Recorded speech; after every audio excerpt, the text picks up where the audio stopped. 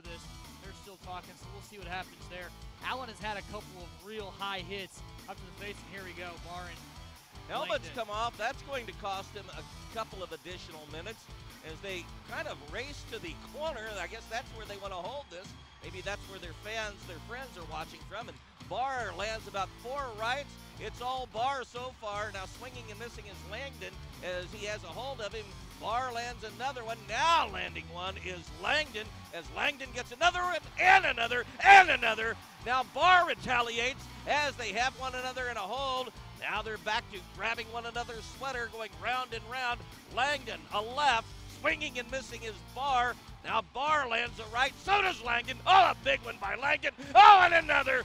Langdon getting his blows in. Oh, number 3, number 4, as Barr swings and misses, as this one's going on forever. Couple more connects by Langdon. Now the linesman in between. How about that? Scotty Langdon was taking blow after blow after blow. He said, hey, I'm not going to settle for this, and he retaliated big time. Yeah, I think Barr had him by the jersey pretty good. I don't think Langdon was able to get his right hand free. He didn't have much rotation or much movement. He was finally able to kind of shift around just a bit to where he was able to swing his right hand. They actually switched sides as well. And then Landon was going with the left hand. Pretty good though, pretty good brawl and duke out by the two. Each got a couple of good right hands, and then again they kind of switched sides. I don't know if you can give it a decisive winner there, but you can see that coming. And again, Allen, a lot of their hits really have been very high. Who loses an edge, back comes Lee. He tips it on the left side, and the puck exits the Maverick zone, and oh my gosh, Clarke pushes Grantham into the Mavericks bench. Ryley says, you're not going to do that to me. And Grantham, right after right after right. Now some bunny punches by Grantham. Is Grantham an uppercut? Now he's trying to wrestle him to the ice. Ryley Grantham said, there's no way you're going to throw me into my team's bench. A left by Grantham. He has his lid knocked off as they go up against the Mavericks bench. Players have to backpedal as around and around they go. It's Friday night at the fights at the IEC. I feel like I'm Howard Cosell calling some big-time matches between Frazier and Ali tonight. Well, that was going to happen no matter what, especially, we'll see. Clarke, in all honesty, Clarke should probably get a 2-minute penalty at the very least for roughing or something to that effect for what he pulled over on the far side. But you're never going to get away with that with Ryley Grantham, as Clarke initially a pretty good hit up into the boards, but then he continued with it. Crash checks and shoves up into the bench, sent Grantham actually up and over the bench. Grantham came back on, and there's no way he'd get away with that. And like you said, he should get 2 additional minutes. The Mavericks really should be on the power play. We will see what the decision is of referee Stephen Thompson. Okay, are we going to see some more of this, Ryan, yeah, or is it over? No, it's not over. I wouldn't even be surprised, and it might not even be the worst of all ideas if the official went over and told both coaches, listen, guys, we're not even 3 minutes into this hockey game, and this has already started. Opposite behind him, starting back, Oslanski for the Mavericks. I think this is his first shift. Passed on the right wing, Courtney, a rocket, and a score! Andrew Courtney, a long blast. It appeared Anderson made the save. He had his legs together, and the puck just trickled behind him. 1-0 Mavericks. Yeah, we'll wait to see what Steve calls out. Sparks may get credit for it as he crashed the net hard. Courtney did a nice job to use the screen of the Allen American defender in front of the little toe drag. Mavericks. Puck whirled back to the blue line. Stevenson chips in front of the goal. Winds up in the trapezoid as the puck taken by the Mavericks. Jared Brown in the right wing faceoff circle. Backhands into the corner for Britton. He is being worked over. Hands off to Jeff Walker. Peels off to avoid a check. Looks for an outlet inside the right wing faceoff circle. Back to Walker. Sets it up and a score!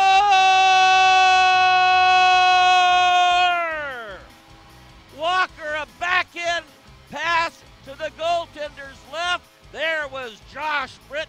He Langdon home, and the Mavericks have doubled their lead. It is 2-0. This goal with just 1:22 to go in period number 2. Nice feed by Walker to Britton, and the Mavericks up 2-0 over the Allen Americans. That goal was humongous. Make the save and hold on to anything or cover the puck up because the shots have been good hard shots. Oh my gosh, Costello just ripped one wide of the goal. Shaftsma for the Americans retreats to the blue line, getting a piece of his blast, Sebastien Thinel, but it caroms to Steffes. Slap cross ice, moving into Koto, a shot and a score deflected in by Shaftsma, and the Mavericks lead is now halved. It is 2-1. Shaftsma will get his 11th goal of the season, a perfect tip-in, an even better shot from Dakota up the point just above the near side face-off circles. He sent it low and hard along the ice. Shaftsma had worked his way to the front of the net, kind of went up and around, and a perfect deflection past Clemente, not anything that Mike could do. Britton, a return feed for Britton in back of the goal, wristed around to Sebastien Thinel beside the right wing face-off circle, gives to Britton, who hands off, and a score! Jeff Walker, top shelf where Grandma keeps the cookies, and the Mavericks back to a 2-goal lead, 3-1. I think Courtney's going to get credit for the goal, actually, as he had camped himself up in front just below the circles. Perfect feed to him, and Courtney buries it top shelf. As you mentioned, excellent little pass on the backhand, slid up to the front of the net. Courtney kind of found it. It's almost like a zone in football. Then back to Chad Costello. Dumps the puck to Jens at the point, dances along the blue line, hands to Costello, top of the left wing circle, a shot and a score. Oh my gosh, Steffes right in front, and I'm sure if you talk to Clemente, he will say, I should have had that one. It went right between his legs. Yeah, and it really wasn't even moving at that rapid of a pace. It was just a good deflection in front. Perfect play, really, by the Allen Americans. I'm not actually 100% sure if that's even where that puck was supposed to go, as Costello made the pass from up top of the circles near side. There was a Allen player that was starting to sneak in from the blue line back door, and I almost wonder if that's where that pass was meant to go. Set up in front, no one there. Racing for it was Hood, but tapping it away from him. Trevor Ludwig, 2 Mavericks collide with one another as the puck in back of the net. The power play has come to an end, a shot and a score. Perfect pass from Costello to Steffes on the back door, and he slides it home. Hood and Britton ran into each other. Hood had a chance at one point to clear the puck, but he wasn't able to do so. And that's kind of what led to everything else. I mean, the rest of the play was Hood couldn't get the puck cleared when he had his opportunity, and then the puck went behind him. He turned and he ran into Britton, knocks both of them down. Costello, who grabs the puck off the wall, feathers to Steffes, back to Costello, a shot and a save, the rebound score. Obviously, with it being a 4-on-4, you've got one less defenseman up in front, and so Clemente made the initial save, but the rebound this time wasn't cleared away by the Mavericks. Top shelf to end the game. This is a tough one for the Missouri Mavericks.